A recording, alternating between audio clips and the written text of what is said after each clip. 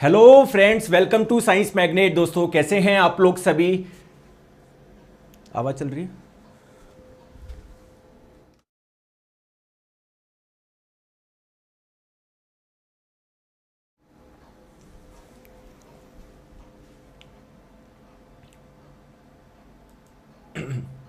Hello friends, welcome to science magnet. दोस्तों कैसे हैं आप लोग सभी। आई होप सभी अच्छे हैं, शानदार हैं, जानदार हैं। स्टार्ट करते हैं आज का सेशन नंबर 18। इस क्लास की पीडीएफ आपको टेलीग्राम चैनल पे मिल जाएगी। और दोस्तों मैं फिर से बता दूं, नया बैच साइंस का फाउंडेशन बैच शुरू हो चुका है। बिल्कुल लाइव बैच है।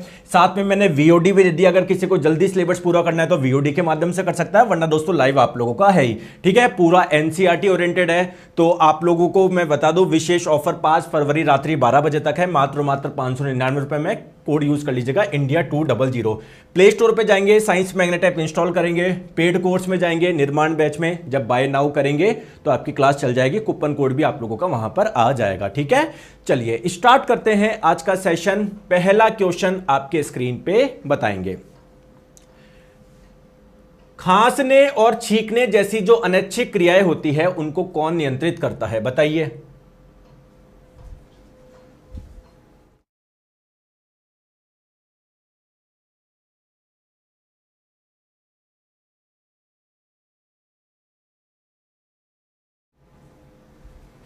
चलो, खांसने और छींकने जैसी अनैच्छिक क्रियाओं को कौन नियंत्रित करता है। देखिए दोस्तों, आपको पता है हमारे ब्रेन के 3 पार्ट होते हैं। एक फोर ब्रेन यानी अग्र मस्तिष्क, एक होता है मिड ब्रेन यानी मध्य मस्तिष्क, और एक होता है हिंड ब्रेन यानी पश्चिम मस्तिष्क। तो दोस्तों हिंड ब्रेन के भी आपको पता है 3 पार्ट होते हैं। एक होता है सेरिबिलम, जिसे आप लोग हिंदी में बोलते हैं अनुमस्तिष्क। क्लियर है। एक होता है पॉन्स और एक होता है मेडुला। हमारी बॉडी में जितनी भी अनैच्छिक क्रियाएं होती है वो किसके द्वारा कंट्रोल होती है, मेडुला के द्वारा होती है। करेक्ट आंसर आपका हो जाएगा ऑप्शन नंबर ए। ठीक है, अनैच्छिक क्रिया कौन सी होती है जिनका हमारा जिन पर कंट्रोल नहीं होता। जैसे मैं बोलूं आपकी हार्ट बीट को फास्ट करो स्लो करो, आपके हाथ में है क्या, नहीं। या मैं बोलूं आपका ब्लड प्रेशर बढ़ाओ या कम करो, आपके हाथ में है क्या, नहीं।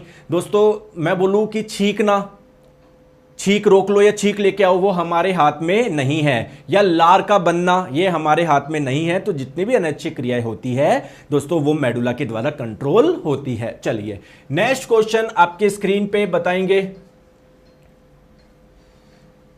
दोस्तों देसी नस्ल, स्थानीय नस्ल का मतलब जो भारत में पाई जाती है। ठीक है, एक तो रेड सिंधी और एक साहीवाल। दोस्तों इनकी क्या विशेषता है, ये किसके लिए फेमस है, बताएंगे।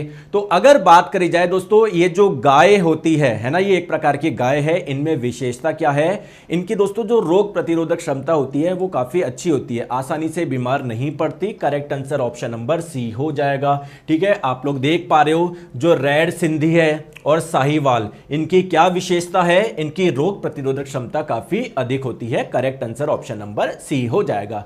चलिए दोस्तों, मुझे आप लोग बताएंगे, अगर लंबी दुग्धावधि यानी लैक्टेशन पीरियड कौन सी गाय का ज्यादा होता है। दोस्तों लैक्टेशन पीरियड किसको बोलते हैं, जैसे आप लोगों को पता है अगर किसी गाय ने बछड़े को जन्म दिया तो उसके बाद में उनकी बॉडी में दूध बनता है कुछ समय के लिए। किसी किसी नस्लों में 2 महीने के लिए होता है, किसी में 6 महीनों के लिए, किसी में 8 महीने के लिए। तो कितने समय के लिए उनकी बॉडी में दूध बन रहा है उसको हम लोग बोलते हैं लैक्टेशन पीरियड। तो दोस्तों जो लैक्टेशन पीरियड होता है वो कौन सी गायों का ज्यादा होता है, बताएंगे। तो दोस्तों एक तो है आप लोगों की ब्राउन स्विस और एक जर्सी, है ना। ये 2 गाय है, इनका आप लोग ध्यान रखिएगा। चलिए आगे चलते हैं। नेक्स्ट क्वेश्चन आपकी स्क्रीन पे, प्रोटियम में न्यूट्रॉनों की संख्या कितनी है।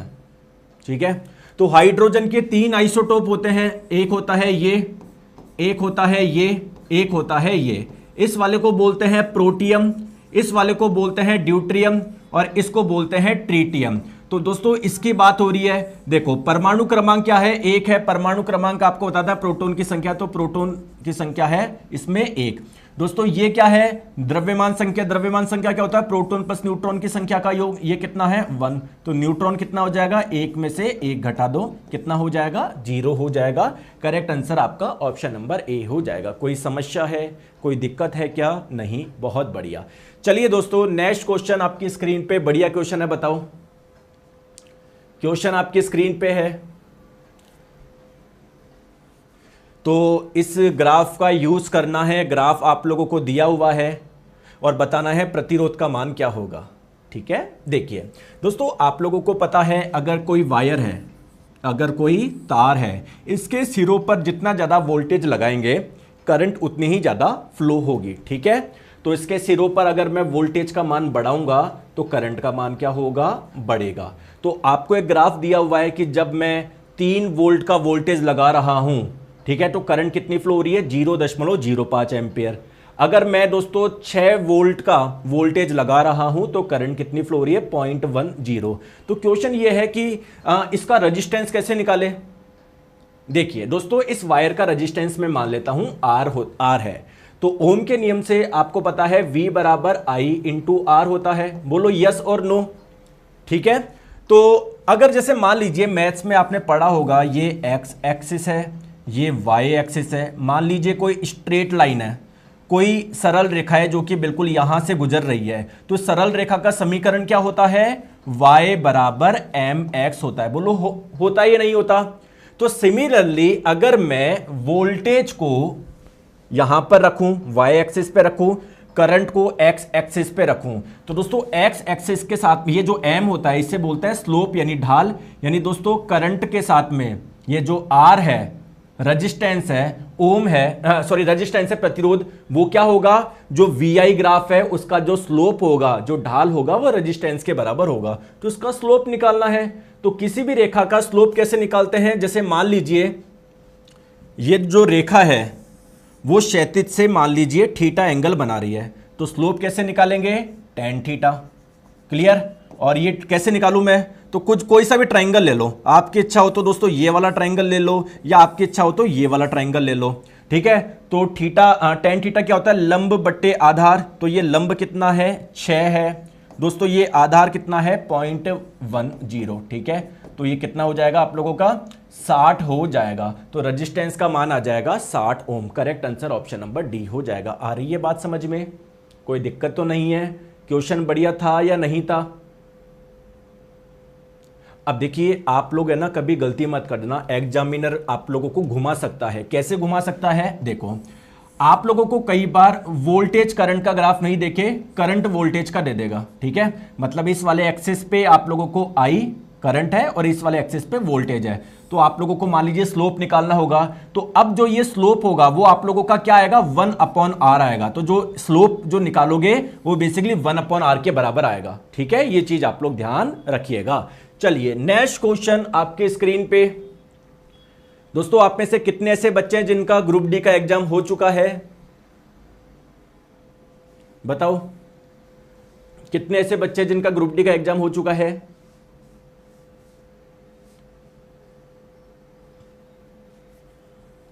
बताओ, दो क्रमागत सजातीय यस या समजातीय श्रेणी के बीच आणविक द्रव्यमान का अंतर कितना होगा। जैसे फॉर एग्जांपल समजातीय का मतलब क्या है, जिसकी सभी की जाति एक जैसी हो, है ना। जैसे फॉर एग्जांपल एल्काइन, है ना, तो एल्काइन जो होते हैं तो उनका जनरल फॉर्मूला होता है ये। तो अगर मैं आप लोगों को बोलूं 3 कार्बन वाले एल्काइन का फॉर्मूला क्या होगा, 3 दूनी 6। ये अगर मैं आपको बोलूं 4 कार्बन वाले एल्काइन का फॉर्मूला क्या होगा, 4 दूनी 8 में से दोगे 6। क्लियर है। अब दोस्तों ये आप लोगों का 3 कार्बन वाला है, इसके जस्ट अगला जो सदस्य है वो ये है। इनके बीच में अगर आप लोग अंतर देखोगे, कितने का अंतर आएगा, 1 कार्बन का आएगा, 2 हाइड्रोजन का आएगा। ठीक है, तो अगर मैं बोलूं इसके मॉलिक्यूलर मास यानी आणविक द्रव्यमान में अंतर क्या होगा, एक तरीका तो यह है कि इसका आणविक द्रव्यमान निकालो, फिर इसका निकालो और ये माइनस कर लो। इतना जरूरत ही क्या है, आप लोग देख लो कि इसमें और इसमें 1 कार्बन का अंतर है, इसमें और इसमें 2 हाइड्रोजन का अंतर है, तो केवल इसका द्रव्यमान निकाल लो। तो कार्बन के एक परमाणु का द्रव्यमान होता है 12 AMU, हाइड्रोजन के एक परमाणु का द्रव्यमान होता है 1 AMU, आपके पास में क्या है, 2 है। तो टोटल जो अंतर आएगा वो 14 AMU का आएगा। Correct answer option number C हो जाएगा। ठीक है, चले आगे बताएंगे। नेक्स्ट क्वेश्चन आपके स्क्रीन पे बताएंगे, आप लोगों को पहचानना है, आपको पहचानना है। ठीक है, ठीक है, आराम से देखिए। देखो दोस्तों, फ्लावर में जो ये बीच वाला पार्ट है ये होता है फ्लावर का फीमेल पार्ट यानी मादा भाग। और दोस्तों ये मादा भाग का जो सबसे ऊपर वाला पार्ट है इसको बोलते हैं स्टिग्मा यानी वर्तिकाग्र, और ये जो नली जैसा आप लोगों को दिख रहा है उसे आप लोग बोलेंगे स्टाइल यानी वर्तिका। तो बेसिकली जो सी हो जाएगा वो क्या हो जाएगा, स्टाइल हो जाएगा, वर्तिका हो जाएगा। इसमें तो कोई दिक्कत नहीं है। क्या सी ओवेरी है क्या, नहीं, इसको हटाओ। ठीक है, क्या सी स्टिग्मा है क्या, इसको भी हटाओ। तो ऑप्शन नंबर बी और डी तो बिल्कुल भी नहीं हो सकता। चलिए अब बात करते हैं थोड़ा सा आगे। दोस्तों अगर बात करेंगे ये क्या है, फ्लावर का मेल पार्ट है, नर भाग है, जिसे आप लोग बोलते हैं स्टेमेन, हिंदी में पुंकेसर। इस नर भाग का जो ये सबसे ऊपर वाला पार्ट है इसको बोलते हैं एंथर यानी परागकोश। तो ये बेसिकली ई क्या हो जाएगा आप लोगों का, परागकोश हो जाएगा, एंथर हो जाएगा। यहां पर भी ई को एंथर ही बोला है, परागकोश ही बोला है। चलिए बहुत बढ़िया। नेक्स्ट हम लोग बात करते हैं दोस्तों ये क्या है, ये जो आप लोग ये देख पा रहे हो ये पंखुड़ी, पंखुड़ी है ना, जिसे इंग्लिश में बोलते हैं पीटल। तो डी क्या हो जाएगा, बेसिकली आपका पीटल हो जाएगा। डी आप लोगों का पीटल हो जाएगा। चलिए दोस्तों ये होता है ओवेरी यानी अंडाशय। अंडाशय के अंदर क्या होता है, ओव्यूल, बीजांड, यानी ये ए क्या है आप लोगों का, ओव्यूल है, बीजांड है। सर ये क्या है, तो ये तो हो गई पंखुड़ी। दोस्तों ये जो आप लोग देखते हो ना, देखो मैं आप लोगों को दिखाऊं, है ना, ये जो है इसको बोलते हैं सीपेल, हिंदी में बोलते हैं बाह्यदल, है ना, सीपेल यानी बाह्यदल। तो ये आप लोगों का क्या हो जाएगा, सीपेल, बी क्या हो जाएगा आपका, सीपेल यानी बाह्यदल। एक चीज आप लोग और ध्यान रखना, correct answer option number A हो जाएगा। दोस्तों ये जो पीटल होती है, पंखुड़ी जो होती है, इस पंखुड़ी को हम लोग एक नाम से और जानते हैं, दल के नाम से। तो अगर एग्जाम में दल दे दे तो कंफ्यूज मत हो जाना क्या है, ठीक है। तो करेक्ट आंसर आपका ऑप्शन नंबर ए हो जाएगा। क्वेश्चन कैसा लगा, लाजवाब लगा, बहुत बढ़िया, वेरी गुड। बन रहे हैं क्वेश्चन, आराम से करो, कहीं कोई दिक्कत आने वाली आप लोगों को नहीं है। चलिए नेक्स्ट क्वेश्चन आपके स्क्रीन पे बताएंगे, आराम से करो। दोस्तों अपवर्तनांक 1.33 वाले जल से भरे एक 30 सेंटीमीटर ऊंचे गिलास के तल में एक सिक्का रखा है। देखिए दोस्तों एक गिलास है आपके पास में, है ना, एक गिलास है, तो इसमें क्या भरा हुआ है, पानी भरा हुआ है। इस ग्लास की अगर हम लोग ऊंचाई बात करें कितनी है, 30 सेंटीमीटर है, और इसके तल पर, इसके बेस पर क्या रखा हुआ है, एक सिक्का रखा हुआ है ना। तो आप लोगों से बोला जा रहा है इसकी गहराई बताओ। अब आप लोग बोलोगे कि सर इसकी गहराई क्या है, रियल डेप्थ कितनी है, 30 सेंटीमीटर, लेकिन ऑप्शन में 30 सेंटीमीटर है ही नहीं है। क्यों नहीं है, क्योंकि आप लोगों को पता है कि प्रकाश के अपवर्तन की वजह से ये जो नीचे का तल है वो आपको ऊपर उठा हुआ नजर आता है। कुल मिला के सिक्का भी आप लोगों को थोड़ा सा ऊपर उठा हुआ नजर आएगा। तो जो गहराई 30 होनी चाहिए थी, 30 नहीं, 30 से हल्का सा कम होगा। तो ये तो हो ही नहीं सकता, ऑप्शन नंबर डी नहीं हो सकता, ऑप्शन नंबर ए नहीं हो सकता।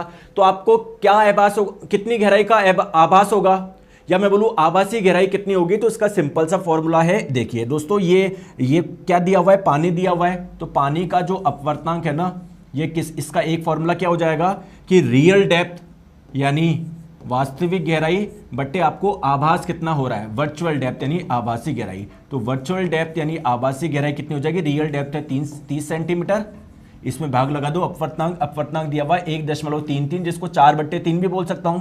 ये 3 आपका ऊपर चल जाएगा, तो 30 × 3 हो गया 90, इधर आ गया 4, तो 90/4 सेंटीमीटर, तो 22.5 आ रहा है। ऑप्शन नंबर सी लगभग 22.5। क्लियर है, कोई परेशानी? सर मुझे साइंस का बैच लेना है, क्या वो 26 में शुरू हुआ है? अभी तो शुरू हुआ है, 2026 का नया बैच है, नया बैच है वो। क्लियर है, चलिए नेक्स्ट क्वेश्चन आपकी स्क्रीन पे बताएंगे। सर आप गजब आदमी हो, अरे क्या बात है, बताओ।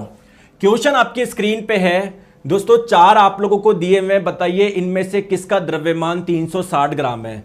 क्या पानी के 2 मोल का द्रव्यमान 360 ग्राम होता है क्या?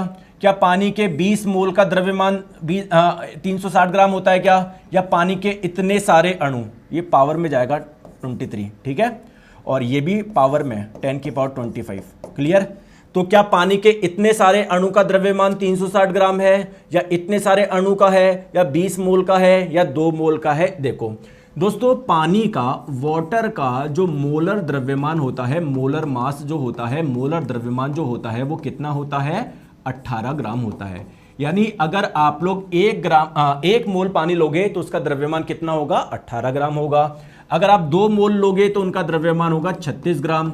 अगर दोस्तों 2 की जगह 20 लोगे तो कितना हो जाएगा? 360 ग्राम। तो क्या 20 मोल पानी का द्रव्यमान 360 ग्राम होता है क्या? बिल्कुल सर, ये होता है।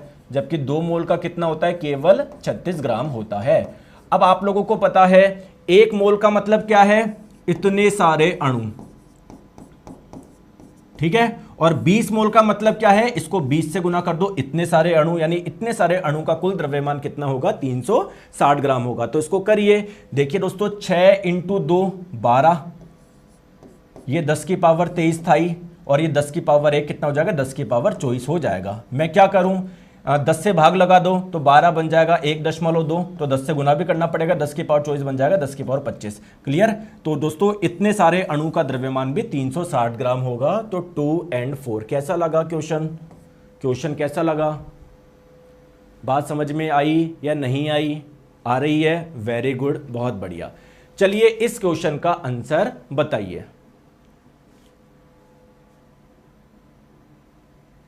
बताइए, 5 मीटर फोकस दूरी वाले अवतल दर्पण के लिए यदि वस्तु की दूरी इतनी है तो आवर्धन का मान कितना होगा? देखिए दोस्तों, ये रहा कॉनकेव मिरर यानी अवतल दर्पण। दोस्तों इसकी फोकस दूरी दी गई है 5 सेंटीमीटर। तो फोकस दूरी का मान दिया हुआ है 5 सेंटीमीटर। प्लस में लू या माइनस में? सर माइनस में लेंगे क्योंकि कॉनकेव है, अवतल है, ठीक है। तो आपने क्या रखा है? इस दर्पण से कुछ दूरी पे आपने वस्तु रखी है, और दर्पण से वस्तु की जो दूरी हो जाएगी ना, वो हो जाएगी 0.6 मीटर। क्लियर है? तो मैग्निफिकेशन का मान पूछा गया है, आवर्धन का मान पूछा गया है। दोस्तों इस क्वेश्चन का कोई शॉर्ट तरीका भी है क्या? जनरली बच्चा कैसे करेगा कि दोस्तों u क्या होता है? दर्पण से वस्तु की दूरी कितनी दी गई है? 0.6 सेंटीमीटर दी गई है। u का मान नेगेटिव में होता है। दर्पण से प्रतिबिंब की दूरी निकालेगा, पहले वो v निकालेगा फॉर्मूला लगा के कि 1/f बराबर 1/u प्लस 1/v। क्लियर है? तो फिर f का मान रखेगा वो -5, तो 1/-5 बोलो या -1/5 बोलो, बात बराबर है। u का मान है 0.6, या मैं बोल सकता हूँ 6/10। तो 1/-6/10 मतलब कुल मिला के ये हो जाएगा, प्लस 1/v। तो 1/v का मान क्या हो जाएगा? 10/6 माइनस 1/5। क्लियर है? चलिए, तो 6 पंजे, ये एलसीएम आ गया 30, इधर आ गया 50, इधर आ गया 6, तो 50 में से 6 गए तो 44 बचेंगे, 44/30। तो v का मान कितना आ जाएगा? 30/44। दोस्तों क्या मैंने सही कराया क्या?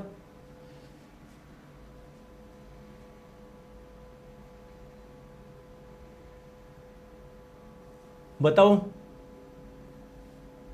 बोलो। अब क्या इतना बड़ा करोगे क्या आप लोग? फिर मैग्निफिकेशन का फॉर्मूला लगाओगे, -v/u। तो v का मान कितना आया है? दोस्तों कुछ मिस्टेक करी है अपन ने, कुछ मिस्टेक करी है मैंने, मेरे को ऐसा लग रहा है। क्या करी है?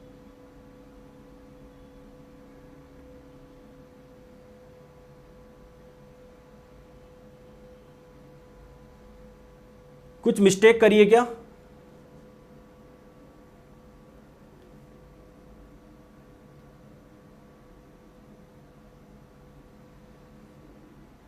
यू रॉन्ग लिया है? अच्छा 0.6 मीटर है, ओके, और ये 5 मीटर है।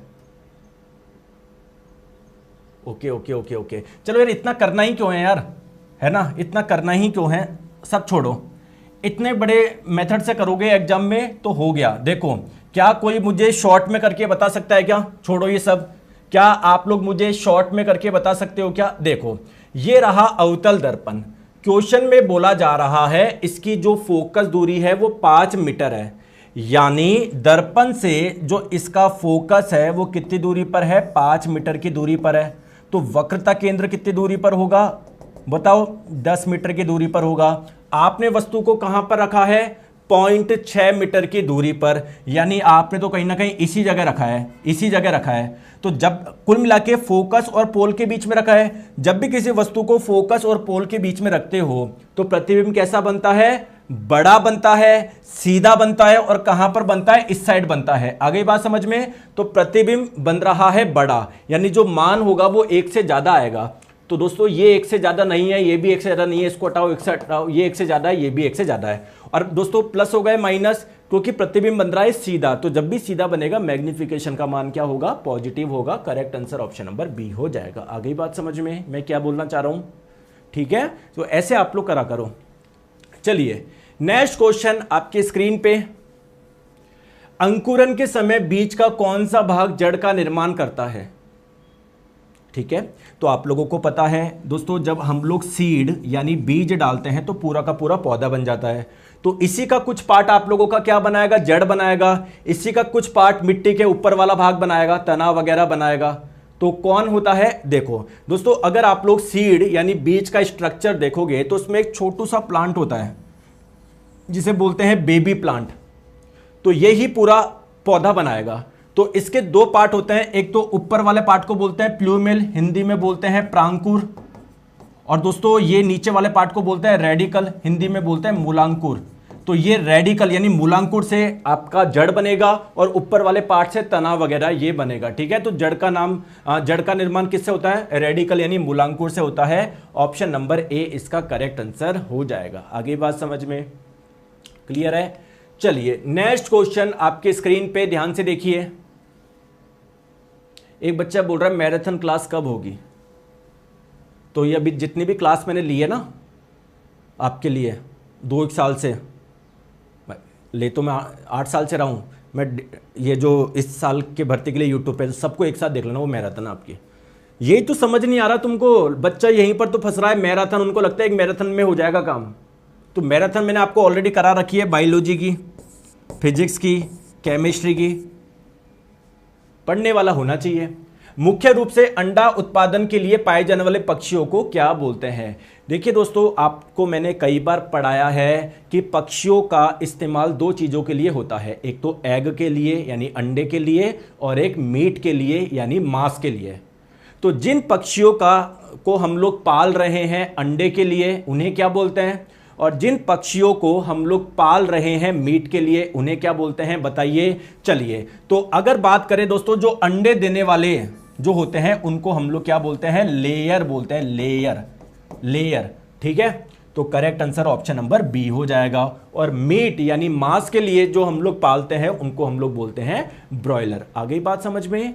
कोई परेशानी, कोई दिक्कत नहीं है। चलिए आगे चलते हैं। मैं फिर से बताता हूं दोस्तों, फिर मत बोलना सर मुझे ध्यान नहीं रहा। 5 फरवरी आखिरी डेट है। इंडिया 200 कूपन कोड यूज कर लीजिएगा, 599 रुपए में मिल जाएगा। बिल्कुल न्यू बैच है, ध्यान रखिए। चलिए बताओ, ब्रॉयलर मुर्गियों को विटामिन युक्त पूरक आहार मुख्य रूप से क्यों दिया जाता है? देखिए दोस्तों, ब्रॉयलर मुर्गियां क्या होगी? वो मुर्गियां जिनको हम लोग पाल रहे हैं, किसके लिए? मीट के लिए यानी मांस के लिए। तो दोस्तों आपको उनसे चाहिए मीट यानी मांस, तो वो हेल्दी होनी चाहिए, नहीं होनी चाहिए?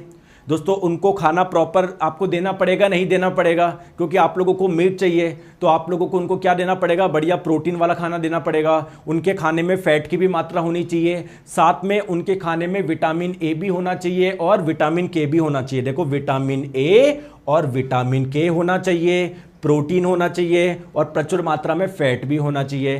क्यों? क्योंकि दोस्तों इससे उनकी ग्रोथ प्रॉपरली हो। ठीक है, आगे बात समझ में? और उनकी फीड एफिशिएंसी बढ़ सके। फीड एफिशिएंसी का मतलब क्या है? उनको जो भोजन दे रहे हो तो उनसे जो पोषक तत्व मिल रहे हैं वो मान लो ज्यादा नहीं मिल रहे, तो अगर आप लोग ये विटामिन ए वाला वगैरह खाना दोगे, है ना, तो जो भोजन दे रहे हो आप लोग ये भोजन, तो उससे पोषक तत्व काफी मिलेंगे। तो करेक्ट आंसर आपका ऑप्शन नंबर बी हो जाएगा। क्लियर है क्या? चले आगे। चलिए नेक्स्ट क्वेश्चन आपके स्क्रीन पे बताएंगे, आराम से करिए।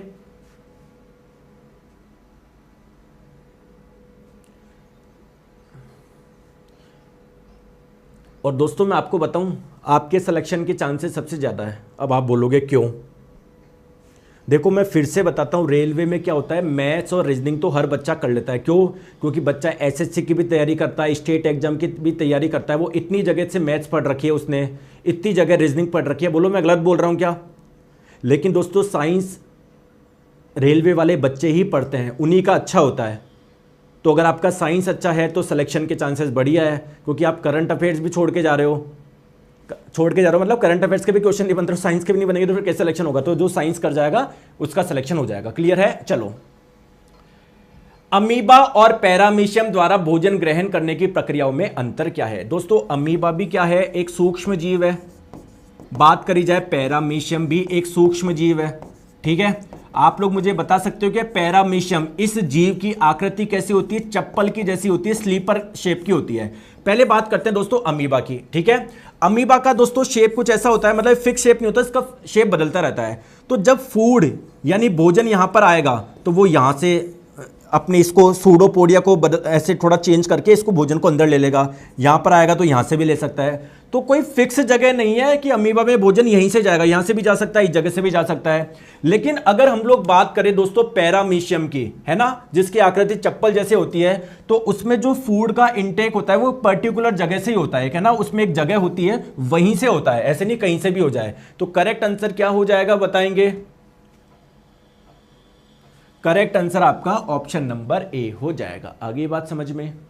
कोई परेशानी है, कोई दिक्कत है क्या? बोलो नहीं है, बहुत बढ़िया। चलिए नेक्स्ट क्वेश्चन आपके स्क्रीन पे बताएंगे। प्रोपेनॉन में कितने डबल बॉन्ड होते हैं? ध्यान से समझो।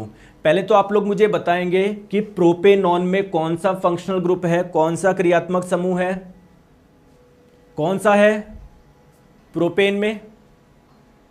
कीटोन।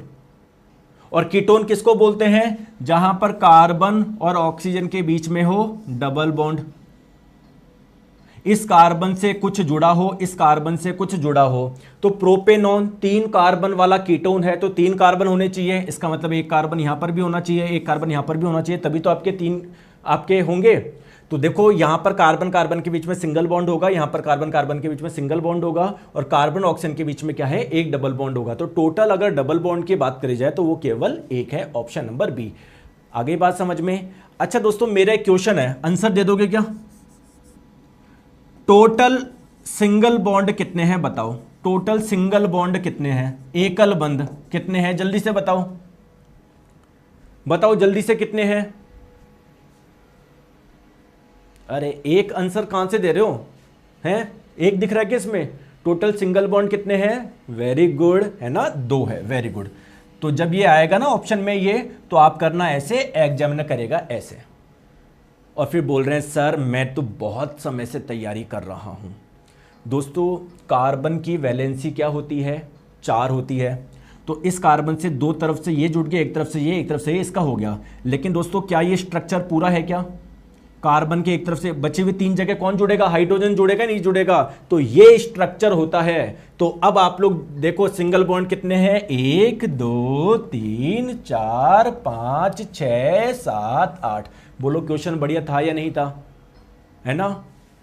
फिर आप बोलते हो कि गुरुजी पेपर बहुत टफ आ रहा है, पेपर बहुत टफ आ रहा है। टफ नहीं आ रहा है, आप बस ऐसे ऊपर ऊपर से पढ़ के जा रहे हो, सोच रहे हो कि मैंने कुछ पढ़ लिया और अपने आप को बड़ा 30 मार्क समझ रहे हो। नहीं होगा भैया, सिलेक्शन नहीं होगा अगर आपने डिटेल में नहीं पढ़ा।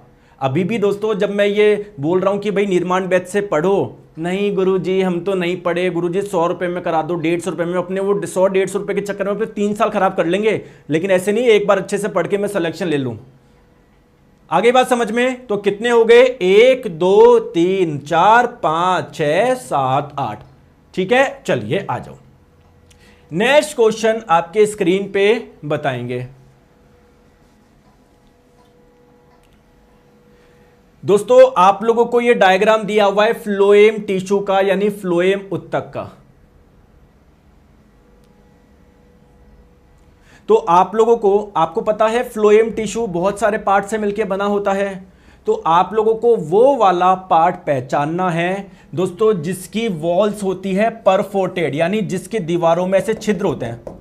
ठीक है, और जिसका इस्तेमाल होता है ट्रांसपोर्ट में, जो परिवहन कराने में मदद करता है। तो बताओ। अच्छा पहले उसका नाम ही बता दो आप, तो छोड़ो ये भी छोड़ो, इसका नाम ही बता दो भैया। ग्रुप डी के क्वेश्चन देख लो, ऐसे थोड़ी सिलेक्शन हो जाता रेलवे में। ठीक है, आ जाओ। चलिए बात करते हैं। तो आप लोगों को मैं बता दूं, जो फ्लोएम होता है वो 5 प्रकार के कोशिकाओं से मिलकर बना होता है, यानी मैं बोल सकता हूं इसके 5 घटक होते हैं। उनमें से एक घटक है जिसका नाम है सीव ट्यूब्स। क्लियर है? और दोस्तों इस सीव ट्यूब में ही क्या होता है, ये परफोर्टेड वॉल होती है, यानी इसकी जो दीवारों में से छिद्र होते हैं। तो बेसिकली इसमें आप लोगों को क्या पहचानना है, सीव ट्यूब पहचानना है। और एनसीईआरटी का ही आप लोग डायग्राम देखोगे, जो ये वाला पार्ट ना, ये वाला, ये वाला, ये है सीव ट्यूब। तो कौन सा हो जाएगा बताओ, ये वाला, ऑप्शन नंबर ये बी। बोलो मजा आया नहीं आया? Option number A. कैसा था क्वेश्चन? बढ़िया था ही नहीं था? दोस्तों अगर ऐसे क्वेश्चन आ गए ना 25 के 25, तो 2 से ज्यादा सॉल्व नहीं कर पाओगे आप, यकीन मानो। अगर ऐसे आ गए, अभी तो फिर भी पिछली बार तो फिर भी मान लो 5-6 ही आए थे, इस बार मान लो 2-3 आ रहे हैं, या 4 मान लो, इससे ज्यादा नहीं आ रहे। तो वो 3-4 क्वेश्चन ही सिलेक्शन डिसाइड करते हैं। और वो कौन कर पाते हैं, जो डिटेल में पढ़ते हैं, बार बार रिवीजन करते हैं, जिनके बिल्कुल टिप्स पे रटा हुआ है सब कुछ। इनमें से कौन सा कार्बनिक यौगिक नहीं है बताओ? तो कार्बनिक यौगिक किसको बोलते हैं, जिसमें कार्बन पाया जाता है? तो कार्बन तो सब में पाया जा रहा है। दोस्तों कार्बनिक यौगिक हम किसको नहीं बोलेंगे, आप तो ये समझ लो। अगर आप लोग ये समझ लिए तो क्वेश्चन बना लोगे। किसको नहीं बोलोगे? देखो दोस्तों, हम लोग कार्बाइड्स, यानी अगर कार्बन के साथ में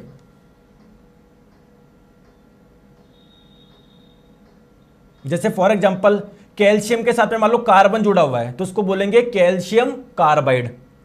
तो कार्बाइड किसी तत्व के साथ में कार्बन जुड़ा हो। कार्बन के जो ऑक्साइड्स हैं जैसे CO2 या CO, इनको नहीं बोलेंगे। कार्बोनेट यानी CO3 हो किसी में, हाइड्रोजन कार्बोनेट यानी किसी में HCO3 हो। ठीक है, तो इसको हम लोग ऑर्गेनिक कंपाउंड यानी कार्बनिक यौगिक नहीं बोलेंगे। तो दोस्तों ये जितने भी हाइड्रोकार्बन होते हैं वो तो ऑर्गेनिक कंपाउंड होते हैं।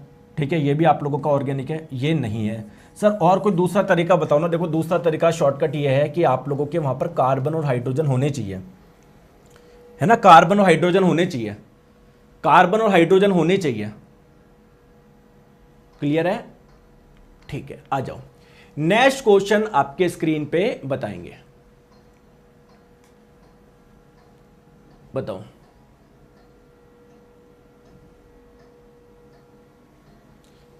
ग्लूकोज अवायवीय श्वसन में क्या होता है? देखिए दोस्तों, किसी भी कोशिका के पास में क्या होता है, ग्लूकोज पहुंच जाता है, इसी से आपको एनर्जी मिलती है। तो ग्लूकोज अगर ऑक्सीजन की एब्सेंस में टूट रहा है तो इसको बोलते हैं अवायवीय श्वसन। तो सबसे पहला स्टेप क्या होता है, ग्लूकोज आपका टूटता है पायरोवेट में।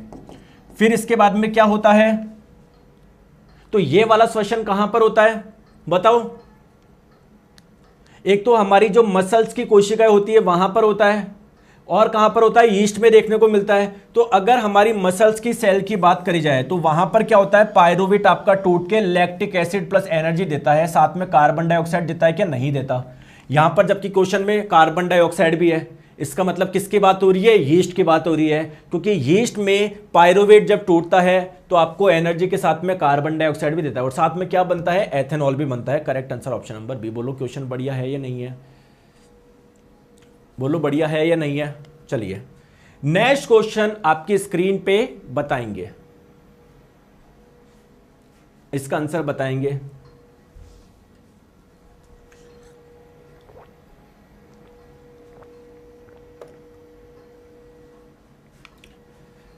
विविधोत्तक उत्तक कोशिकाओं में निम्न में से क्या अनुपस्थित होता है? देखिए दोस्तों, प्लांट में 2 प्रकार के टिश्यू होते हैं, एक मेरिस्टेमेटिक जिसे हिंदी में आप लोग बोलते हैं विविधोत्तक उत्तक, और एक होता है आपका परमानेंट टिश्यू जिसे आप लोग हिंदी में बोलते हैं स्थायी उत्तक। दोस्तों ये उत्तक जिन कोशिकाओं से मिलकर बना होता है उस कोशिका के अंदर वैक्यूल, जो खाली जगह होती है ना, वैक्यूल रिक्तिका, वो नहीं होती है या राजधानी नहीं होती है। क्यों? क्योंकि देखिए दोस्तों वैक्यूल का काम होता है स्टोरेज यानी संग्रहण। ये वाली कोशिकाएं बहुत ज्यादा एक्टिव होती है, तो इनको अगर मान लो ये आप ये मान लो कि हम लोग अगर बहुत ज्यादा एक्टिव होंगे तो हम लोग घर में सब्जी 10-10 दिन की एक साथ नहीं लेकर आएंगे। एक्टिव है रोज जाके ले आएंगे, रोज जाके शाम को जाके ले आएंगे। जो आलसी होगा वो क्या करेगा, अरे कौन जाएगा बाहर, 5 दिन की एक साथ ही रख लो। तो वैक्यूल का काम ही होता है स्टोरेज, ठीक है। लेकिन ये वाली कोशिकाएं बहुत ज्यादा एक्टिव होती है। आगे बात समझ में, तो इनको इनमें वैक्यूल यानी राजधानी की जरूरत नहीं है। नेक्स्ट क्वेश्चन आपके स्क्रीन पे बताएंगे, क्वेश्चन आपके स्क्रीन पे है, बताएंगे।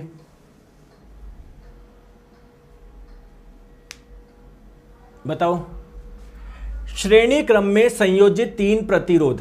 दोस्तों कोई 3 प्रतिरोध है, एक है R1, एक है R2 और एक है R3। ये तीनों सीरीज में कनेक्टेड है, श्रेणी में कनेक्टेड है। और अगर इनके टर्मिनल पे, मतलब अगर इसके टर्मिनल पे मैं वोल्टेज देखूं V1 है, इसके टर्मिनल पे मैं वोल्टेज देखूं V2 है, इसके टर्मिनल पे वोल्टेज देखूं मैं V3 है, ठीक है। और बोला जा रहा है कि इनमें से कितनी करंट फ्लो हो रही है, बताओ। इनमें से ये I करंट फ्लो हो रही है, बहुत बढ़िया। तो करंट अगर कहीं ना कहीं किसी बैटरी से तो आई होगी, तो मान लेते हैं दोस्तों बैटरी आपने लगाई थी, 20 वोल्ट की बैटरी लगाई थी, तो ये जो V होगा वो किसके बराबर होगा, ये आपको बताना है। देखो तो श्रेणी क्रम में क्या होता है, जैसे मान लो इस प्रतिरोध के सिरों पर जो वोल्टेज है वो V1 है, इस प्रतिरोध के सिरों पे जो वोल्टेज है वो V2 है, इस प्रतिरोध के सिरों पे जो वोल्टेज है वो V3 है। वो किसके बराबर होगा, टोटल वोल्टेज के बराबर होगा। क्लियर है, ऑप्शन नंबर ए इसका आंसर हो जाएगा। आ रही है बात समझ में, कोई परेशानी तो नहीं है, कोई दिक्कत तो नहीं है? क्या कोई मुझे बता सकता है ये कैसे आता है? ठीक है, चलो आ जाओ। नेक्स्ट क्वेश्चन आपके स्क्रीन पे बताएंगे, ध्यान से देखेंगे।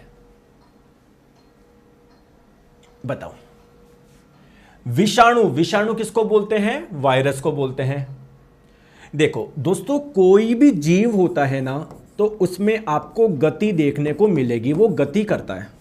जैसे दोस्तों क्या मैं गति कर रहा हूं क्या, तो मुझे आप जीव बोल सकते हो। लेकिन दोस्तों क्या प्लांट गति करते हैं क्या, नहीं करते, वो तो एक जगह रहते हैं, तो फिर उनको जीव क्यों बोलते हैं दोस्तों। प्लांट में भी गति होती है। जैसे दोस्तों ये प्लांट है, तो प्रकाश संश्लेषण से जो फूड बना पत्तियों में, क्या वो भोजन हर जगह जाता है क्या, हर जगह जाता है क्या, बोलो।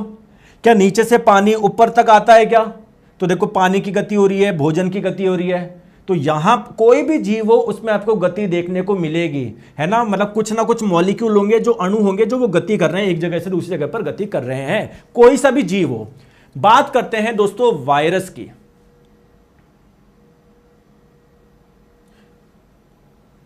वायरस में मॉलिक्यूलर मूवमेंट होता है, मॉलिक्यूलर मूवमेंट होता है, तो इसका मतलब ये एक सजीव है, इसका मतलब ये तो सजीव है। तो कौन सा कथन सही है। देखो दोस्तों, अगर मैं आप लोगों को बात बताऊं, जैसे वायरस जब किसी बॉडी के बाहर होता है तो वो एक नॉन लिविंग की भांति व्यवहार करता है, नॉन लिविंग यानी निर्जीव की भांति। लेकिन जैसे वायरस किसी के शरीर में आ जाएगा या किसी कोशिका के अंदर आ जाएगा, तो वह एक सजीव की भांति व्यवहार करता है, ठीक है। तो जब तक वे किसी कोशिका को संक्रमित नहीं करते तब तक वे निष्क्रिय रहते हैं। बताओ, हाँ, तो जब तक वो बिल्कुल इनएक्टिव रहते हैं, वो मतलब उनमें कोई आप लोगों को मॉलिक्यूलर मूवमेंट देखने को नहीं मिलेगा, उनके अंदर कोई जीवाणु अणु की गति देखने को नहीं मिलेगी। लेकिन जैसे किसी कोशिका में आ गए या किसी शरीर में आ गए, फिर वो एक्टिव हो जाएंगे, उनके अंदर आप लोगों को मॉलिक्यूलर मूवमेंट देखने को मिलेगा। बोलो यस और नो। चलो आ जाओ। असील किसका उदाहरण है दोस्तों। ये एक प्रकार की मुर्गी है। बताओ ये देसी मुर्गी है या विदेशी मुर्गी है, बताएंगे, बताओ। चलिए, तो दोस्तों आप लोग ध्यान रखिए, इंडियन यानी देशी मुर्गी की अगर एक एग्जांपल याद रखिएगा, असील। और दोस्तों एक होती है लेगहॉर्न, ये क्या है, विदेशी है, ठीक है। तो करेक्ट आंसर क्या हो जाएगा आप लोगों की, ऑप्शन नंबर बी हो जाएगा। जो असील है वो इंडियन है, देशी है, ठीक है। तो मुर्गी वगैरह खाते हो क्या। हाँ सर खाते हैं वगैरह, आपका कॉल है वो, लेकिन नहीं खाने चाहिए। मैं बोलूँगा नहीं, मेरा काम ये नहीं है, लेकिन ठीक है आपकी इच्छा है। चलो आ जाओ। नेक्स्ट क्वेश्चन आपकी स्क्रीन पे बताए। निम्नलिखित में से कौन सी एक लोकप्रिय समुद्री मछली की प्रजाति है? बताओ, समुद्री मछली की प्रजाति कौन सी है फेमस? तो देखो, मछली की अलग अलग प्रजाति होती है। कुछ आप लोगों को मीठे पानी में मिलेगी, मतलब तालाब वगैरह में। कुछ मछली आप लोगों को समुद्र में मिलेगी, यानी खारे पानी में पाई जाती है।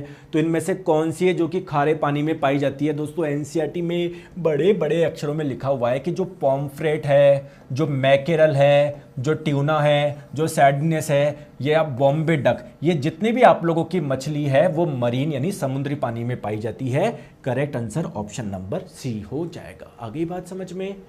कोई दिक्कत, कोई परेशानी नहीं है? चलिए नेक्स्ट क्वेश्चन आपकी स्क्रीन पे बताएंगे। बताओ, खुले समुद्र में मछली उत्पादन किसकी सहायता से बड़ी मछलियों के झुंड का पता लगाकर बढ़ाया जाता है? देखो दोस्तों, आप लोग मुझे एक चीज बताओ, आपको मछलियां चाहिए तो आप पानी में गए, समुद्री पानी में मिल जाएगी, नदी में आपको मिल जाएगी, ठीक है। तो मान लीजिए आप लोग समुद्र में गए, तो आपको पता लगाना है कि यार कहां पर मछलियां ज्यादा है। मतलब आप अपनी शिप, जहाज लेकर गए, आपको पता लगाना है कहां पर मछलियां ज्यादा है। तो किसका इस्तेमाल करेंगे? क्या कैमरे से आपको पता पड़ जाएगा क्या? ठीक है, क्या मैप में, गूगल मैप में बताता है क्या कि यहां पर मछलियां ज्यादा है, यहां पर कम है? बोलो बोलो। तो दोस्तों, एक है इको साउंडर। ये एक डिवाइस है जिसका इस्तेमाल होता है पता लगाने के लिए कहां पर मछली है, कहां पर नहीं है। जैसे गहराई का पता लगाया जाता है ना सोनार से, वैसे ही इको साउंडर। दूसरा दोस्तों, सैटेलाइट। करेक्ट आंसर आपका ऑप्शन नंबर सी हो जाएगा। एनसीईआरटी ने बड़े बड़े अक्षरों में लिखा हुआ है कि इको साउंडर और सैटेलाइट, इन दोनों का इस्तेमाल करके हम लोग पता लगाते हैं कि भैया मछली कहां पर है ज्यादा। अरे ये चैप्टर किसने किसने पढ़ लिया है? इंप्रूवमेंट इन फूड रिसोर्सेज यानी खाद्य संसाधनों में सुधार। नहीं गुरुजी, मैंने तो नहीं पढ़ा है, तो भूल जाओ सिलेक्शन, है ना। बस वैसे तो मुझे पता है 95% बच्चे यहाँ पर ऐसे हैं जिन्होंने पढ़ चुके हैं कि हाँ सर पढ़ लिया है। हर शिफ्ट में जब 2-2, 3-3 क्वेश्चन आ रहे हैं, ग्रुप डी में भी, एएलपी में भी आएगा, टेक्नीशियन में भी आएगा, आरआरबी जेई में भी आएगा। ठीक है, आ जाओ बताओ।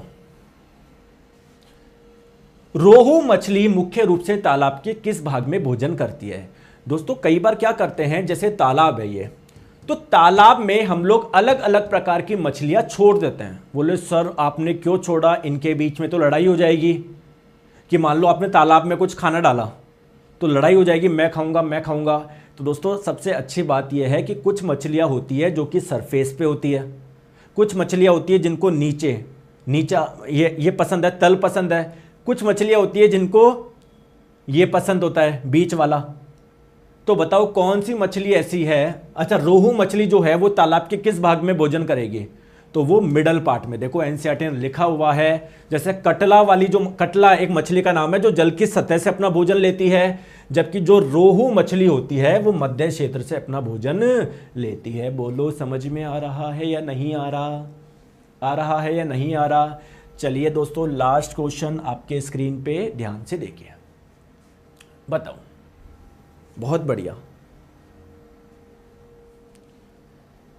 दोस्तों, आप लोगों को यहां पर 3 रजिस्टर दिए गए हैं, 3 प्रतिरोधक दिए गए हैं। इस वाले प्रतिरोधक का मान है 20 ओम, इसका 10 ओम, इसका 5 ओम। आपने 6 वोल्ट की एक बैटरी लगा दी, तो आपको बताना है, देखो इससे करंट निकलेगी निकलेगी निकलेगी निकलेगी निकलेगी निकलेगी, कुछ इधर जाएगी, कुछ इधर जाएगी, कुछ इधर जाएगी। तो आपको बताना है इसमें कितनी करंट जाएगी। क्वेश्चन में आप लोगों से ये पूछा गया है, बताओ। ठीक है, तो आपको पता है जब भी समांतर में होते हैं वोल्टेज का मान समान होता है, तो इसके लिए भी वोल्टेज कितना है? 6 वोल्ट है। तो ये आप लोगों का जो 10 ओम जो रजिस्टेंस है, इसके सिरों पर भी वोल्टेज कितना होगा? 6 वोल्ट होगा। तो उसमें गुजरने वाली करंट को मैं आई मान लेता हूँ, लगाऊँ ओम का नियम, V बराबर I इंटू आर। तो आई का मान कितना हो जाएगा? 6/10। 6/10 बोले तो 0.6। करेक्ट आंसर आपका ऑप्शन नंबर बी हो जाएगा। बोलो, बात समझ में आ रही है नहीं आ रही है? कोई समस्या, कोई दिक्कत है क्या?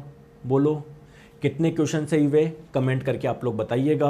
और मैं फिर से बता दूं दोस्तों, आपके लिए मैं फिर से ऑफर लिया हूं, 599 रुपये में आपको मिल रहा है। न्यू बैच है, लाइव बैच है, साथ में आप लोगों को VOD बैच भी मिल जाएगा, पूरा NCERT ओरिएंटेड है। ठीक है, 599 रुपये में मात्र। ऑफर दोस्तों आप लोगों का 5 फरवरी रात्रि 12 बजे तक होगा। तो प्ले स्टोर पे जाइए, साइंस मैग्नेट ऐप इंस्टॉल करिए, पेड कोर्स में जाओगे, इस निर्माण बैच में जैसे बाय नाउ करोगे वहाँ पर कूपन कोड आप लोगों का आ जाएगा, ठीक है ना। आप लोग इस वीओडी बैच के माध्यम से अगर किसी ने कोई चैप्टर इनकम्प्लीट है, जैसे मान लो फिजिक्स के किसी चैप्टर में डाउट है या बायोलॉजी के किसी चैप्टर में डाउट है, जैसे इंप्रूवमेंट इन फूड रिसोर्सेज में डाउट है, तो वो जाके पढ़ लो, ठीक है। चलिए, thank you so much, take care, bye bye.